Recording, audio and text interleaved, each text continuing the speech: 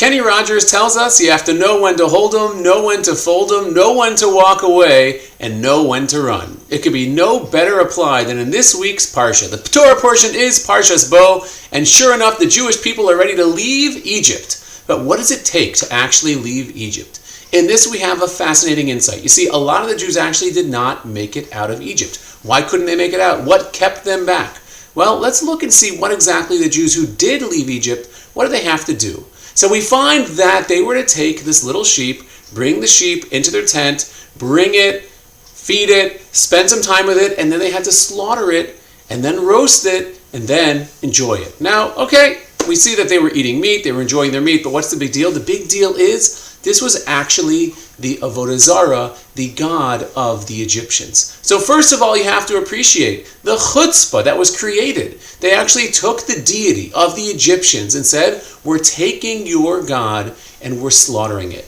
But it gets deeper. Remember, the Jewish people had been in Egypt for 210 years. They had become Egyptian. Even though they still spoke Hebrew and they still dressed as Jewish people and they still gave names as Jewish people that were unique, but they became idolaters themselves. So what did it take to actually leave Egypt? It took taking that which you're worshiping, which is holding you back, and saying, I'm willing to slaughter it. So let me actually give you a presentation here. What we have here is the greatest thing that is keeping me from losing a few lbs. See what it says? It says right here, Mega Chunks Enjoy Life, chocolate.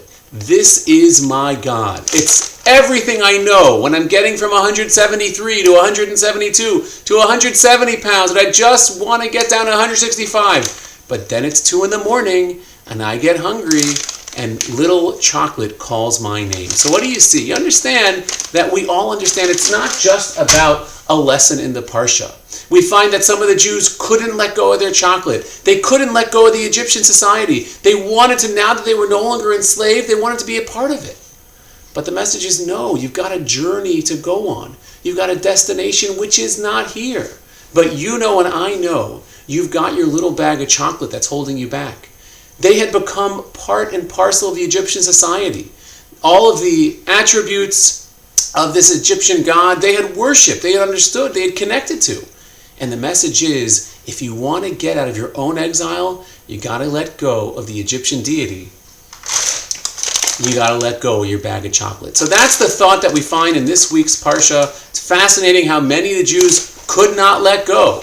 They couldn't do what they needed to do. And yet those that could, those that had the audacity and the tenacity to say, I'm willing to take this God that I worshipped and separate myself from it, they're ultimately the ones that got redeemed, and they were the ones who became the spiritual giants, the future of the Jewish people, ultimately our great ancestors. Have a wonderful Shabbos, enjoy your chocolate in measure, and good luck in slaughtering your Egyptian deity, or whatever else it is that may be holding you back.